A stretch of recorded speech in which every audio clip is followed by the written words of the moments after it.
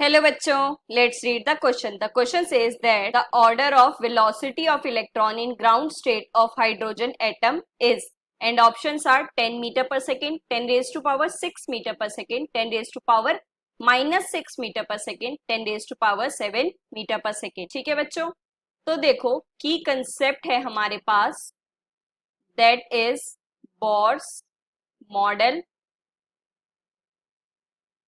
radius of nth orbit of hydrogen atom and also velocity of nth orbit of hydrogen atom. ठीक है बच्चों, तो देखो बच्चों हमारी सारी राम कहानी कहाँ से शुरू हुई है? बोर्स मॉडल से, है ना बच्चों। अब देखो इसमें क्या होता है, हाइड्रोजन एटम है जिसमें आपके पास एक इलेक्ट्रॉन है, एक प्रोटॉन है। चार्जेस क्या है इसके अपोजिट, और इसकी कॉन्फ़िगरेशन क्या है आपके पास 1s1, मतलब कि न्यूक्लियस के अराउंड s शेल में एक एटम है जो कि आपका सेम रेडियस से इसके अराउंड रिवॉल्व कर रहा है। तो फोर्सेस क्या क्या लग रहे हैं, एक तो सेंट्रीपिटल फोर्स क्योंकि टुवर्ड सेंटर ये लग रहा है, राइट, और एक लग रहा है आपके पास अट्रैक्टिव फोर्स। ठीक है बच्चों, तो चार्जेस के इक्वल जो चार्जेस के बीच में लगता है। तो अब देखो ये कितना है, mv² upon r nth orbit के लिए है, then it is also equal to k e² divided by rn², या फिर e² k की value 4 pi epsilon not rn², जो कि परमिटिविटी ऑफ फ्री मटेरियल है हमारे पास।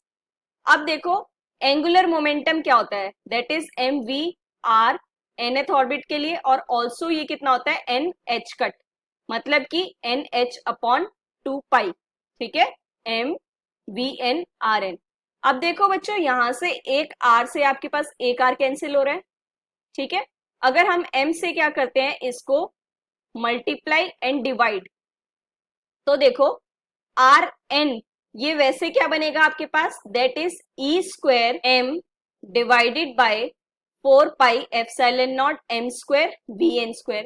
यहां से अगर हम स्क्वायर करके निकालते हैं तो ये कितना बन जाएगा, e² m divided by 4 pi epsilon not m² vn² मतलब n² h cut square upon 4 pi square and into rn²। ठीक है बच्चों, अगेन एक r से एक rn कैंसिल हो गया, सो सब कुछ वहां दूसरी साइड शिफ्ट हो जाएगा, तो ये कितना हो जाएगा 4 पाई। अब देखो 4 भी कैंसिल हो रहा है आपके पास और एक पाई भी कैंसिल हो रहा है, तो ये आ जाएगा आपके पास, that is n² h² epsilon not divided by e² m। ठीक है बच्चों, अब ये तो है आपके पास रेडियस, और देखो इसमें सब कुछ ये चीजें क्या है, कांस्टेंट है, तो ये कितना आता है वैल्यू 0.53 n²। ठीक है बच्चों, अब देखो वैल्यूज अगर हमें पता करनी है, h की वैल्यू कितनी होती है 6.63 into 10 raise to power minus 34 joule second, epsilon naught की वैल्यू होती है 8.85 into 10 raise to power minus 12 coulomb square per newton metre square. ठीक है बच्चों, E चार्ज है, that is 1.6 into 10 raise to power minus 19 coulomb, and then mass है हमारे पास, that is 9.1 into 10 raise to power minus 31 kilogram. ठीक है बच्चों, तो सब ये वैल्यूज रखे हमारे पास, ये आपके पास Rn का रिलेशन आया है। ठीक है, अब बात करते हैं अगर वेलोसिटी की टर्म्स में, तो देखो वेलोसिटी से अगर हम यहां पर निकालते हैं Vn, ये आपके पास आएगा square, that is k e² by m rn²।